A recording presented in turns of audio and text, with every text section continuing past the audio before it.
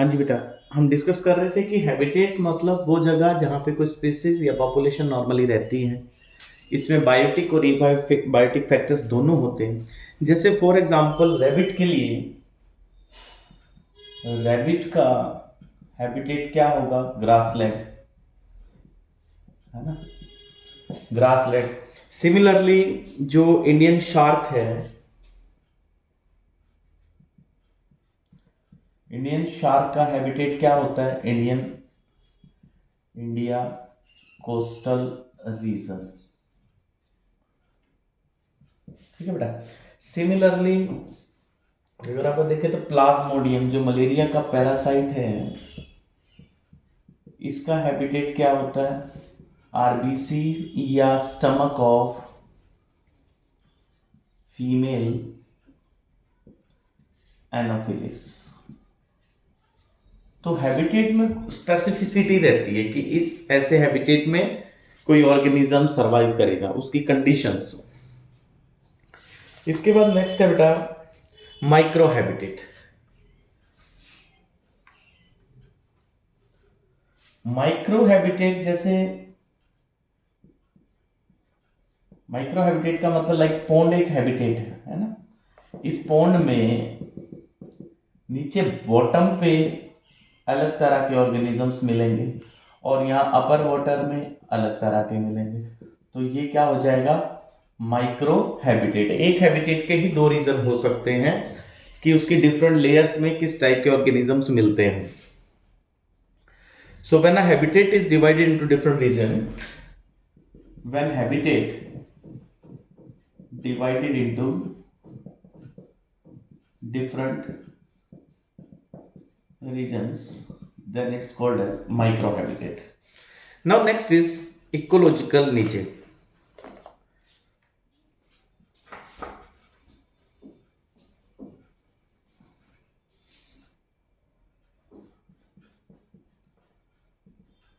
ये कंसेप्ट भी इंपॉर्टेंट है बेटा इस चैप्टर में।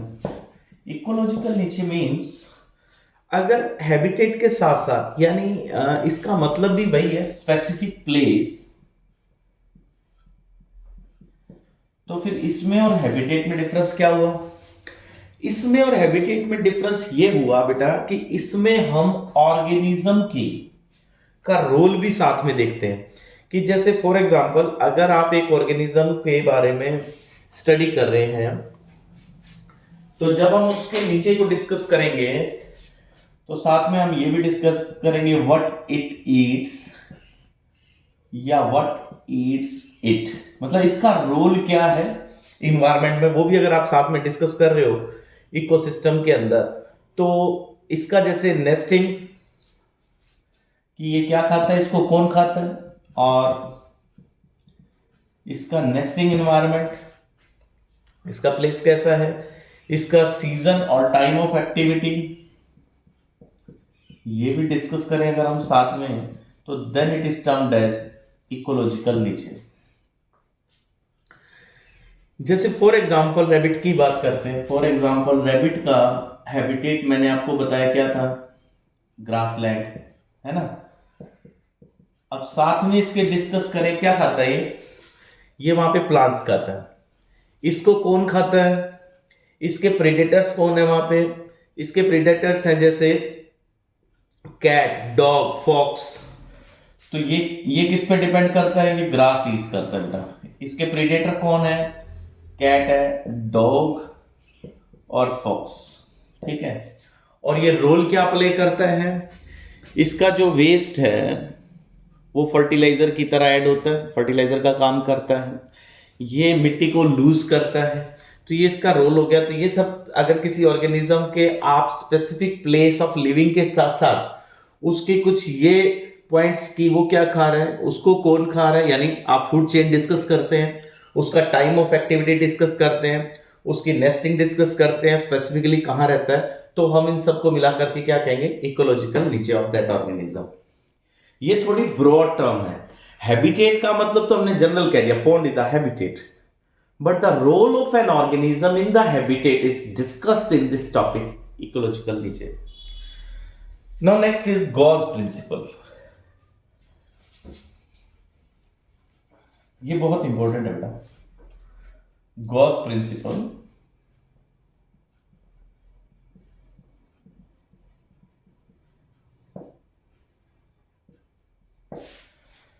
गॉस प्रिंसिपल सेज दैट कि there is usually a single species in an ecological niche. अभी जो हमने बात की कि एक नीचे में क्या होती है, एक सिंगल स्पीसीज डोमिनेट रहती है। अगर वहां पे सेम स्पीसीज के अंदर सेम नीचे के अंदर दो स्पीसीज आ जाए, टू स्पीसीज इन नीचे, तो क्या क्या होगा, कंपटीशन होगा। इस कंपटीशन से क्या होगा, वन गेट रिमूव्ड, एक को रिमूव होना पड़ेगा। तो अगर उनका सेम फूड है सेम सिस्टम के अंदर, तो एक स्पीसीज को कंपटीशन की वजह से रिमूव होना होगा। इसको कहते हैं कॉम्पिटिटिव एक्सक्लूजन। और एक गिवन हैबिटेट में एक सिंगल स्पीसीज रहती है, इसको कहते हैं Gause principle. Now next is, अच्छा अभी जो हमने एक टॉपिक रह गया बीच में बेटा, एक पॉइंट बताना आपको, हैबिटेट का साइज कितना बड़ा हो सकता है। इवन एक सी हैबिटेट हो सकता है बड़े से बड़ा, और टर्माइट के अंदर भी, इंटेस्टाइन में भी कोई ऑर्गेनिज्म रह सकता है, इतनी छोटी भी हैबिटेट हो सकती है। तो हैबिटेट का साइज डिफरेंट हो सकता है अलग अलग ऑर्गेनिजम्स के लिए।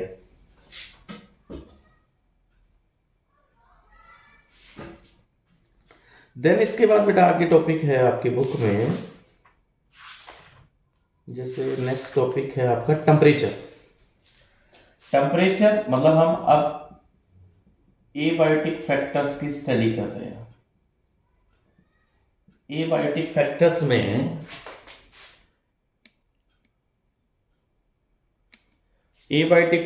में फर्स्ट है टेम्परेचर। व्हाट इज टेम्परेचर, हम लोअर क्लासेस से पढ़ते आ रहे हैं। टेम्परेचर का मतलब होता है डिग्री ऑफ हॉटनेस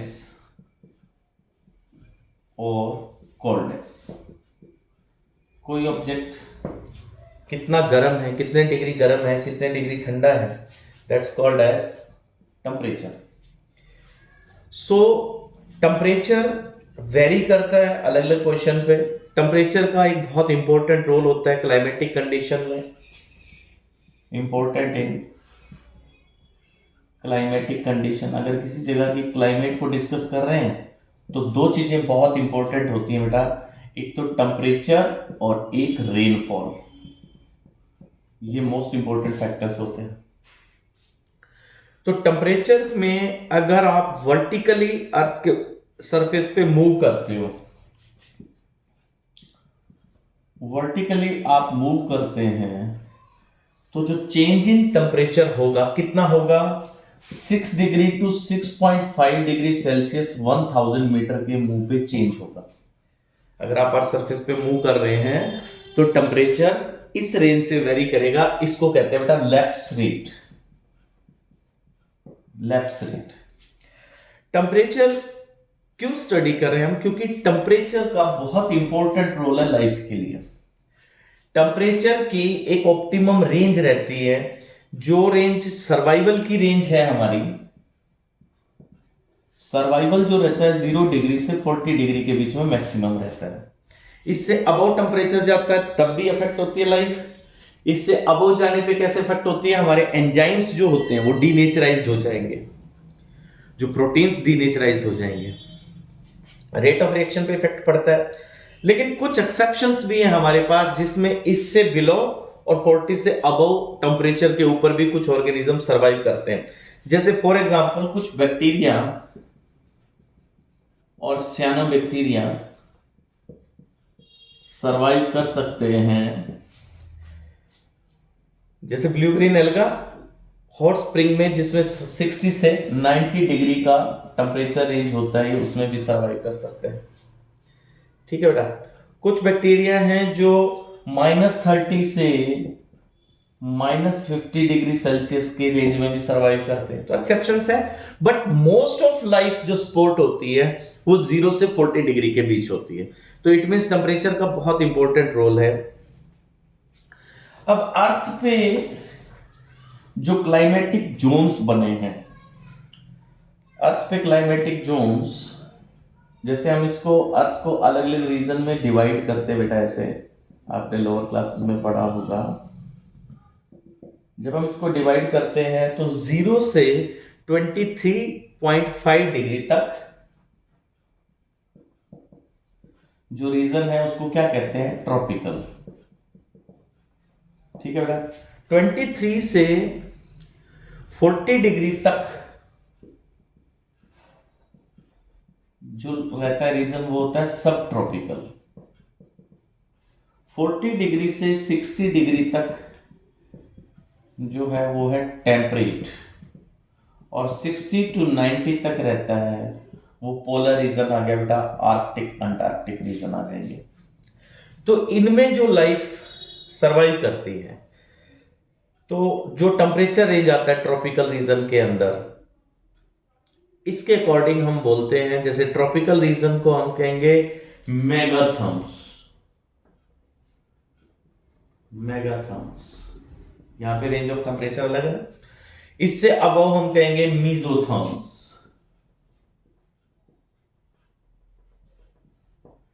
इससे अबव बेटा माइक्रोथर्म्स,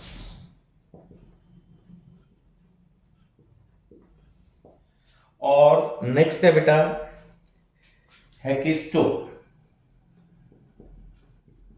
थर्म्स, हेकिस्टोथर्म्स। ऐसे ऑर्गेनिजम्स जो उस रीजन में रहते हों जहां टेम्परेचर यूनिफॉर्म रहे, ऐसे ऑर्गेनिजम्स जो उस रेंज में सरवाइव करें जहां पे रेंज ऑफ टेम्परेचर नॉर्मल रहे, उनको कहते हैं बेटा stenothermal. They are called as stenothermal organisms. ठीक है। इसके बाद बेटा जो लार्ज स्केल पे चेंज को टॉलरेट कर सकते हो, organisms who can tolerate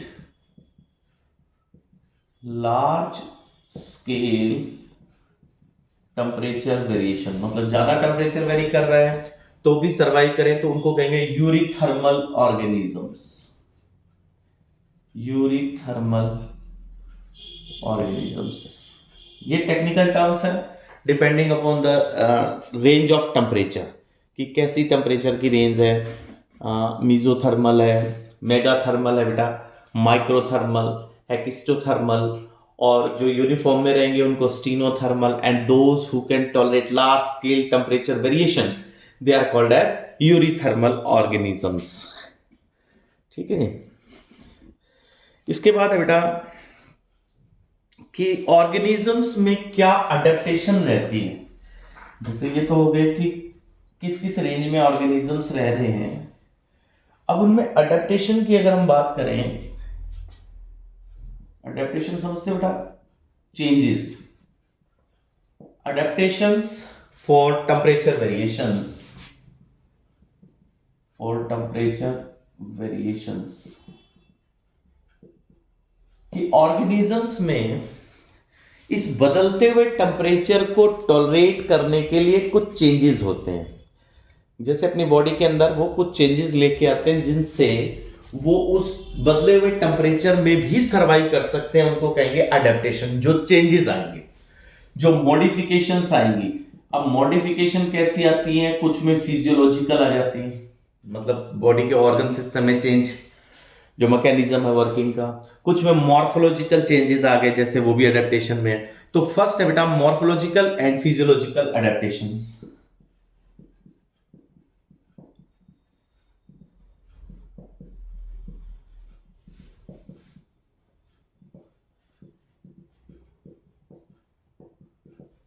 organisms जिनमें मॉर्फोलॉजिकली और फिजियोलॉजिकल चेंजेस आ जाएं, ऐसे एनिमल्स जिनकी बॉडी का टेम्परेचर कांस्टेंट रहता हो, कांस्टेंट बॉडी टेम्परेचर एनिमल्स,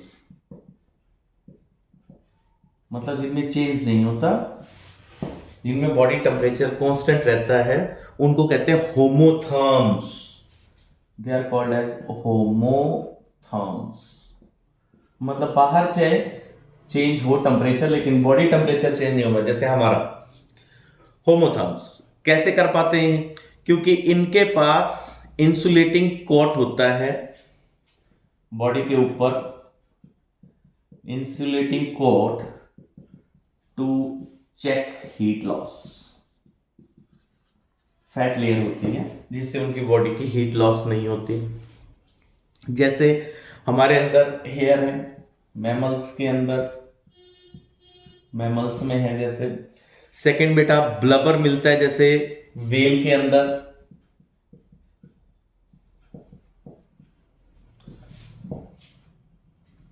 ठीक है जी। तो इससे ये, अच्छा, शिवरिंग का भी मैकेनिज्म होता है ना।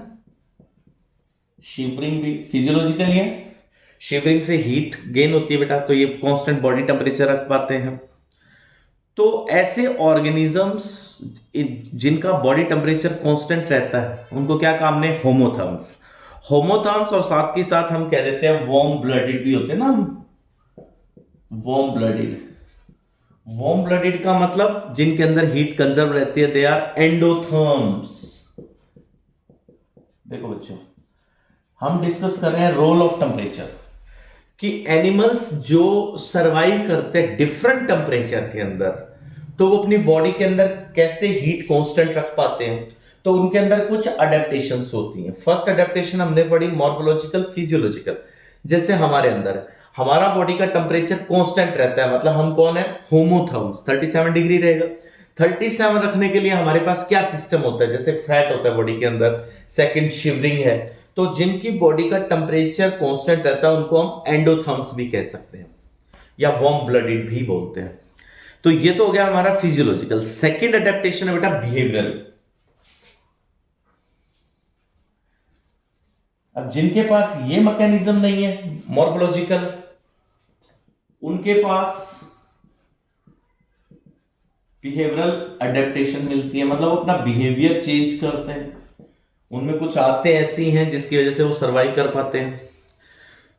तो जिनका टेम्परेचर, जैसे बाहर ठंड है, उनका टेम्परेचर डाउन हो जाएगा, तो वेरिएबल टेम्परेचर है ऐसे एनिमल्स। अब हमारा टेम्परेचर तो चेंज नहीं होता, तो हम कैसे हैं? होमोथर्म्स। तो उस टेम्परेचर को कांस्टेंट रखने के लिए हमारे पास क्या है? फैट की लेयर है। सेकेंड, हमारे पास शिवरिंग का मैकेनिज्म है। ठीक है। थर्ड, हमारे पास पर्सपिरेशन है, स्वेटिंग है। लेकिन इनके पास जिनका टेम्परेचर कांस्टेंट नहीं रहता, यानी जो कोल्ड ब्लडेड है, बाहर ठंड होगी तो इनका टेम्परेचर भी डाउन आ जाएगा। तो ऐसे ऑर्गेनिजम्स जिनका टेम्परेचर अप डाउन आ गया सर्दियों में, विंटर में, तो वो क्या करेंगे? हिबरनेशन में चले जाएंगे ताकि उनकी हीट कंजर्व रहे। तो ये किस में आ जाएगा बेटा? बिहेवियरल अडेप्टेशन में। बिहेवियरल अडेप्टेशन मींस वो ऑर्गेनिजम्स जिनका वेरिएबल टेम्परेचर है, इनको हम पोइकिलोथर्म्स कहते हैं। जैसे हमारे को होमोथर्म्स का, इनको पोइकिलोथर्म्स कहेंगे, या इनको हम कोल्ड ब्लडेड एनिमल्स कहेंगे, या इनको हम एक्टोथर्म्स कहेंगे। एक्टो का मतलब बाहर से, थर्म्स मतलब हीट। उनकी बॉडी का टेम्परेचर रेगुलेट होता है किससे? आउटर टेम्परेचर से, एक्टो। तो इनके पास क्या तरीका है बचने का? पहला तो अभी मैंने आपको बताया, विंटर स्लीप यानी हिबरनेशन में चले जाएंगे।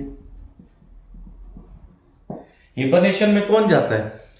हिबरनेशन में जैसे insects, amphibian, reptiles, insects,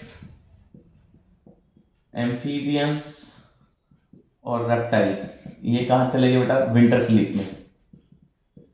winter sleep में चले जाएंगे, छिप जाएंगे इन दिनों में। सेकंड, जब बहुत ज्यादा गर्मी हो तब भी छिप जाएंगे, जैसे लिजर्ड, एस्टिवेशन। तो एस्टिवेशन यानी समर स्लीप, तो जब गर्मी ज्यादा आती है तो ये छिप जाते हैं। तो छिपकली जो होती है गर्मियों में मॉर्निंग में और इवनिंग में एक्टिव रहती है, आप नोटिस करना। थर्ड है बेटा पीरियोडिक एक्टिविटी। पीरियोडिक एक्टिविटी का मतलब अपनी जगह चेंज कर लेते हैं, जैसे मौसम चेंज हुआ, वहां पे फूड खत्म हो गया तो वो अपनी पोजीशन चेंज कर लेंगे। तो इसका एग्जांपल, इसमें कुछ एनिमल्स ऐसे हैं जो पीरियोडिक एक्टिविटी करते हैं, जैसे मॉर्निंग में या इवनिंग में एक्टिव रहेंगे पीरियोडिक एक्टिविटी में। देन है बेटा विंटर एग्स। कुछ एनिमल्स ऐसे हैं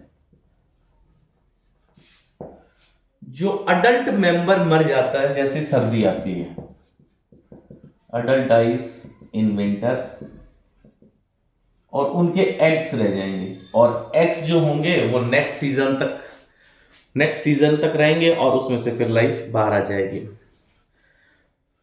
तो एस्टिवेशन यानी जो सर्दी गर्मी में छिप जाए, पीरियोडिक एक्टिविटी भी इसी से रिलेटेड है, मॉर्निंग में और इवनिंग में एक्टिव रहते हैं। फूड खत्म हो जाए तो अपनी पोजीशन चेंज कर लेते हैं। तो विंटर एग्स का मतलब अडल्ट जो है वो विंटर में मर जाएगा और जो एग्स होंगे वो सरवाइव करेंगे। इसके बाद है बेटा नेक्स्ट है माइग्रेशन। चाहे आप इसको इसी में ही लिख लीजिए कि माइग्रेट कर जाते हैं, पोजीशन चेंज कर लेते हैं। तो इसका एग्जाम्पल कौन होगा? रेंडियर। इसमें एग्जाम्पल आप लिख सकते हो रेंडियर।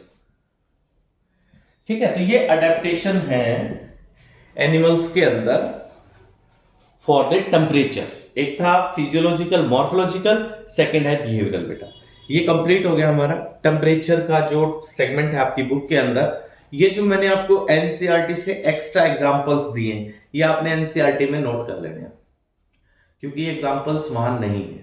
ठीक है बेटा, thank you, have a nice day.